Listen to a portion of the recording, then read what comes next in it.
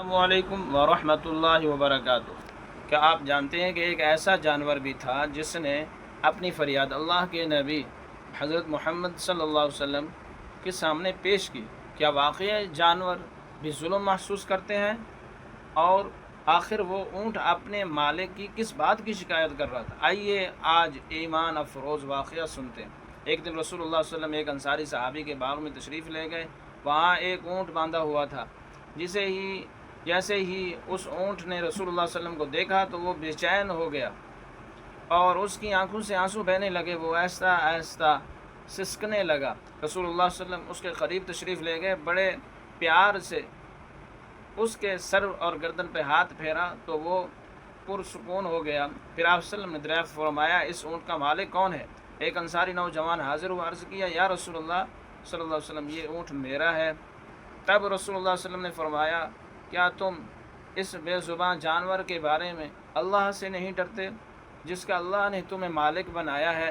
اس اونٹ نے مجھ سے شکایت کی ہے کہ تم اس بھوکھا رکھتے ہو اور اس سے حد سے زیادہ مشقت لیتے ہو۔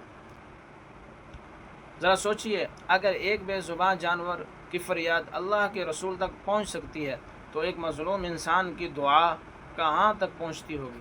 اگر جانور پر ظلم کا حساب ہوگا تو والدین، بیوی، بچوں اور مزدور اور کمزور لوگوں پر ظلم کرنے والوں کا کیا انجام ہوگا؟ کیا ہم اپنے ماتحت لوگوں کے ساتھ انصاف کرتے ہیں؟ کیا ہم اپنے جانوروں، پرندوں اور دیگر مخلوقات کا خیال رکھتے ہیں؟ جواب: اسلام صرف انسان کے حقوق کی تعلیم نہیں دیتا بلکہ جانوروں کے حقوق بھی سکھاتا ہے۔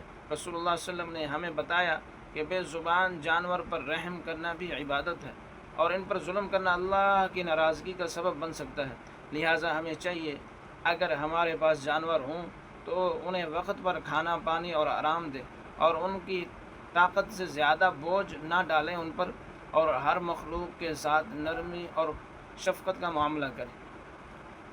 یاد رکھیں، جو شخص اللہ کی مخلوق پر رحم کرتا ہے اللہ تعالیٰ اس پر رحم فرماتا ہے۔ یہ ویڈیو آپ کو اچھی لگی ضرور اس کو شیئر کریں، اپنے دوستوں تک پہنچائیں، ہمارے اکاؤنٹ کو فالو کریں۔ اور کیا خبر کہ تیری صبح ہونی بھی نہیں، اور کیا خبر کہ صبح تو ہو زیر زمین۔